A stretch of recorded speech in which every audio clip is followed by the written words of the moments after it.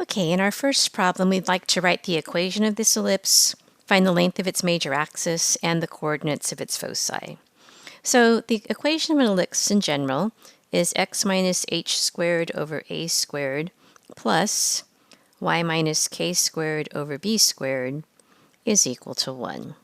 So the first thing we can notice is that the center of this ellipse is at the point 2, 0. And so we know h is 2 and k is 0. So we can begin filling in that information into the equation of the ellipse. And next, we're going to find the denominators. Now, in the x direction, notice from the center, we moved out 2 units to get to the vertices. That means that this denominator is 4, because the square root of 4 is 2. In the y direction, we moved out 4 units to get to the vertices.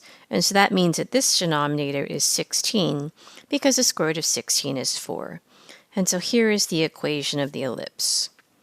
What is the length of the major axis? Remember that the major axis is simply the longer axis. And so if we were to look at our picture, the longer axis is vertical, and using the scale provided, we can see that it's 8 units long. So the length of the major axis is 8 units. What are the coordinates of the foci? Well, remember that the distance to the foci from the center is the square root of the difference of the denominators. So that would be the square root of 12, or in other words, 2 square root 3. So from the center, we would move out 2 square root 3 units to find the foci. So the coordinates of this one would be 2, positive 2 square root 3, and the coordinate of the other foci would be 2, negative 2 square root 3. In our second question, we're asked to find the equation of a hyperbola. And so remember that a hyperbola has 2 standard forms, one where the x term is first and one where the y term is first. And in order to know which standard form we should be using, it'll be helpful to begin by drawing a picture given the information we have. So this hyperbola has vertices at -2, -2, and 2, -2. So we can see that the hyperbola is going to be oriented in this direction.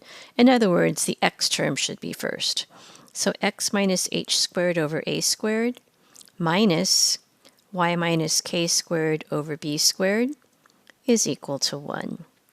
Now from our sketch, we can see our center is the point 0, -2. And so we see that h is 0 and k is -2. So we can begin filling this information into the hyperbola equation.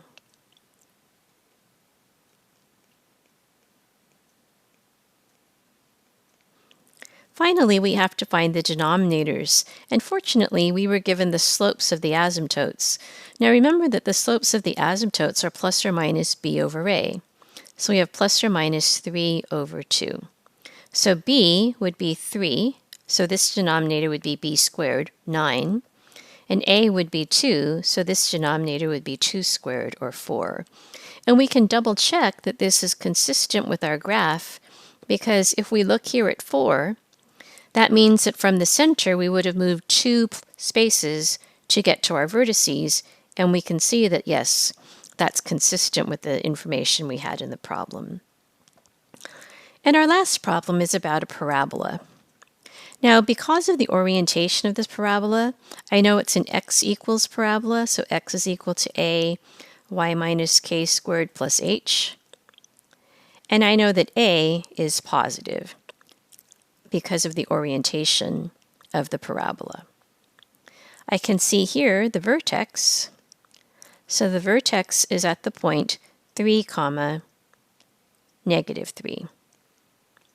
So that tells us h is 3 and k is -3. So we can begin to fill that in.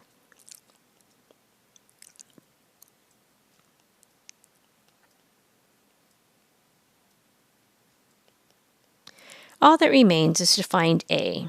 Now what do we know about a? we know that 1 over 4a is the distance to the focus and also to the directrix. And in this problem, we were told that the equation of the directrix is x is equal to 2. So I'm going to go ahead and graph the line x is equal to 2. It's this line right here. So we can see that the distance to the focus or directrix is 1 unit from the vertex. So I have this equation, 1 over 4a is equal to 1. So if we solve this for a, 1 is equal to 4a, so a is equal to 1/4. And again, because of the orientation of the parabola, we know that a is positive. And so here is the equation of the parabola.